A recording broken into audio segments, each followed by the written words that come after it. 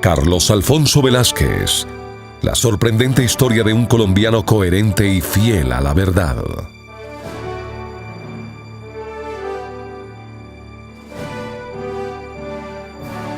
Carlos Alfonso Velázquez es un colombiano harto singular. Su proyecto de vida ha ido de la mano con la historia del país. Conocerlo es entender cómo se triunfa ante las adversidades de la vida con la más hermosa bandera, la de la verdad. Es el hijo mayor del primer comandante de brigada que muere en el marco del conflicto armado, brigadier general Alfonso Velázquez Massuera, quien falleció en un accidente de helicóptero el 23 de diciembre de 1966, cuando llevaba regalos de Navidad a las tropas acantonadas en una base de patrullaje ubicada en jurisdicción de Olaya Herrera, departamento del Tolima. Fue el primero de su curso, un gran cadete, brigadier mayor del curso y primer puesto durante todo el tiempo que permaneció en la escuela. Él fue artillero y yo infante, pues siempre nos encontrábamos en los cursos, competíamos por el primer puesto, fuimos compañeros de curso. El curso Antonio Nariño, fuimos muy amigos y lamenté profundamente el accidente donde perdió la vida. Y en homenaje a él se erigió este busto en la entrada del Batallón Caicedo. Cuando usted entra al Batallón Caicedo, hay una avenida grande y en esa avenida encuentra el busto del general Velázquez.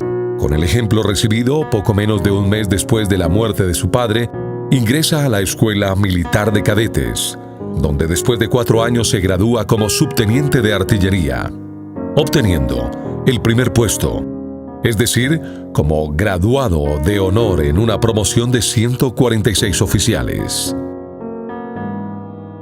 Con el paso del tiempo, su idoneidad profesional quedó en evidencia, pues fue graduado de honor en todos los cursos de ascenso del escalafón militar, incluyendo el curso de Estado Mayor en la Escuela Superior de Guerra de Colombia.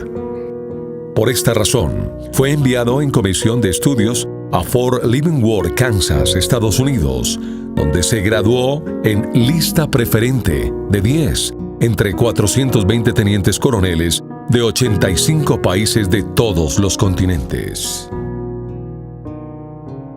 En 1989, cuando ostentaba el grado de teniente coronel y se desempeñaba como director académico y de entrenamiento en la Escuela Militar de Cadetes, puso en manos de sus superiores su carrera al enterarse de que su hermana menor, Adriana Velázquez, había estado militando en el M-19 durante varios años. Sin embargo, sus ejecutorias y la confianza de sus superiores le permitieron continuar con su exitosa carrera. La presencia de Adriana en dicha guerrilla fue registrada por El Tiempo en vísperas de la negociación, como que los negociadores de ese grupo no iban a ser 12 apóstoles, sino 11 y una apóstol. Paradójicamente, la militancia de su hermana como guerrillera fue clave para que ese grupo hiciera contacto con el general Valencia Tovar, quien había sido compañero de curso de su padre y la conocía desde pequeña, y se dieran los primeros pasos en firme para adelantar el proceso de paz con ese grupo insurgente. Yo llegaba a la casa de ellos y una muchachita, pues que era una tribu de 8, de las pequeñas, siempre se sentaba en el suelo a oírnos hablar.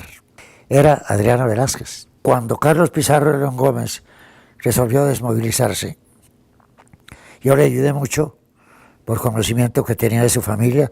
Yo ya estaba en el retiro y había escrito una columna tratando de persuadirlo de que cesara la locura del movimiento M-19. Una guerrillera vino a mi oficina y me garantizó que Carlos iba por el buen camino y que de otra manera ella no se comprometía a la conversación conmigo. Me dijo: yo soy Adriana Velázquez, la hija de su compañero de curso, Alfonso Velázquez Massuera. En 1992 se sumó a sus condecoraciones la Medalla de Servicios Distinguidos en orden público por haber comandado el batallón que mejores logros operacionales tuvo entre todos los del ejército durante ese año. No obstante lo anterior, los últimos años de su carrera como militar estuvieron marcados por acontecimientos difíciles de superar. Primero, la apertura oficial del Proceso 8000, cuando se desempeñó como comandante del bloque de búsqueda contra el Cartel de Cali, pues el costo de ello consistió en que después de 3 intentos de soborno y una amenaza, cayera en una trampa urdida por esa mafia con una dama, hecho que buscaba destruirlo moral y profesionalmente, pero que superó diciendo la verdad tanto a su esposa como a sus superiores, y al país a través de la prensa.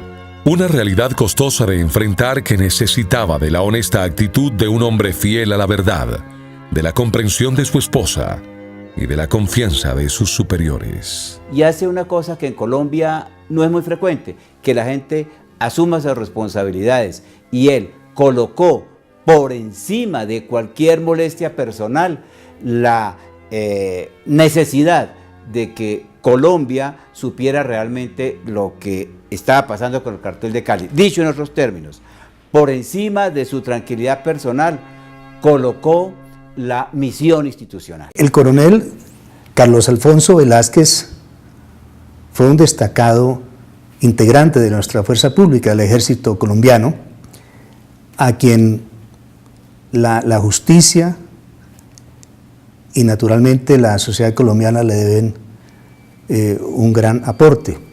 Particularmente lo que tiene que ver con la contabilidad que llevaba Guillermo Palomari, más conocido como el contador del Cartel de Cali, de los Rodríguez Orejuela.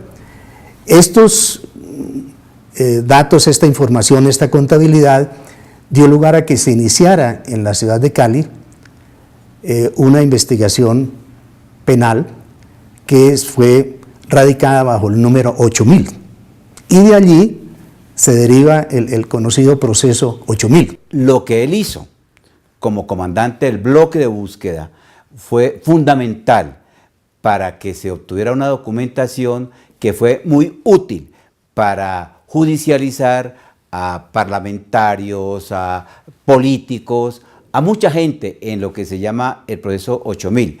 Ese fue un punto de quiebre. Realmente, sin la acción que adelantó el bloque de búsqueda, bajo la conducción de muy destacados militares, entre ellos el coronel Velázquez, el país se habría quedado muy a oscuras de lo que ocurrió con relación a los nexos entre el narcotráfico y la política, lo cual a la postre se tradujo en que verdaderamente los narcotraficantes dejaron de ser primeras personas, llegaron a ser vulnerables, y los colombianos pudimos llegar al convencimiento de que sí, eran personas absolutamente vulnerables, muy al contrario de lo que se creía. Justo después, como segundo comandante de la Brigada 17 en Urabá, tuvo una nueva prueba de fuego frente a la verdad y al país.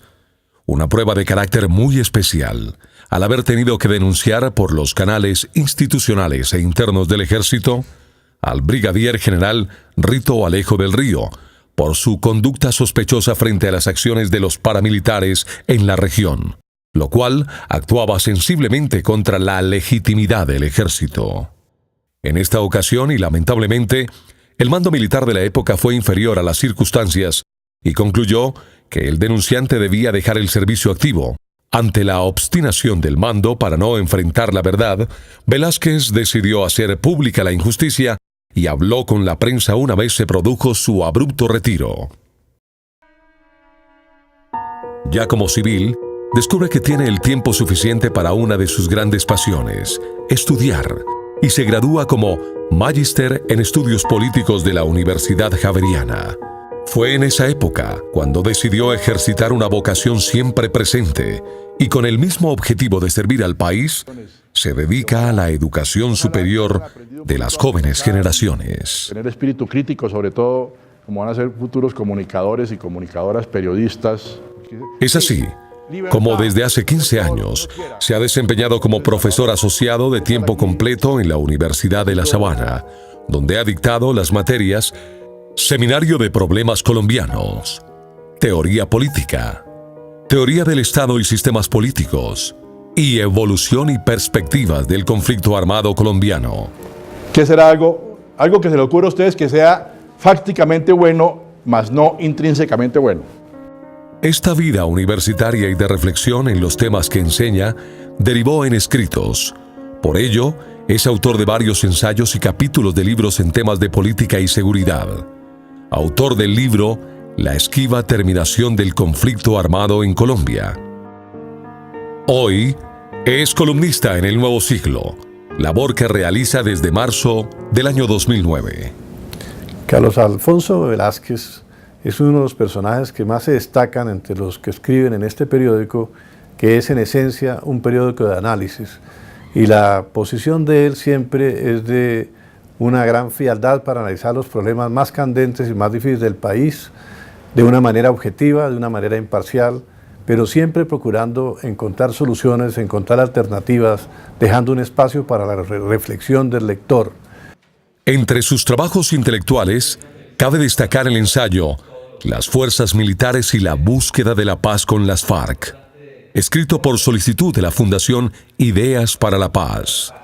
El texto del coronel Velázquez que publicó la Fundación Ideas para la Paz nos permitió conocer a fondo cuál había sido la posición política de las fuerzas militares frente a las iniciativas de paz y guerra de 7 gobiernos de nuestra historia.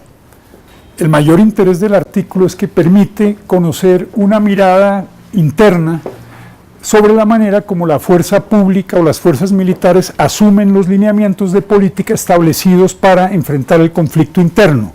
El documento, el texto está escrito con un talante ponderado y crítico, que es lo que caracteriza al coronel Velázquez. Masacre de las FARC en Arauca. Carlos Alfonso Velázquez es un colombiano recto, competente en todo lo que hace de manera siempre coherente y fiel a la verdad, sin importar los costos personales. Un compatriota con una existencia que sorprende en el contexto de un país donde el relativismo moral ha tendido a imponerse. Siempre con la bandera de la veracidad en la mano. Es una persona que por su historia y ejecutorias es apta para liderar cualquier sueño colombiano, incluso el de la concordia nacional. Aprendí un montón, sin duda la mejor clase que tuve en la universidad. En su clase adquirimos visión crítica de la política. Se aprende a pensar. A nosotros nos enseñó a no confundir la política con algunos políticos.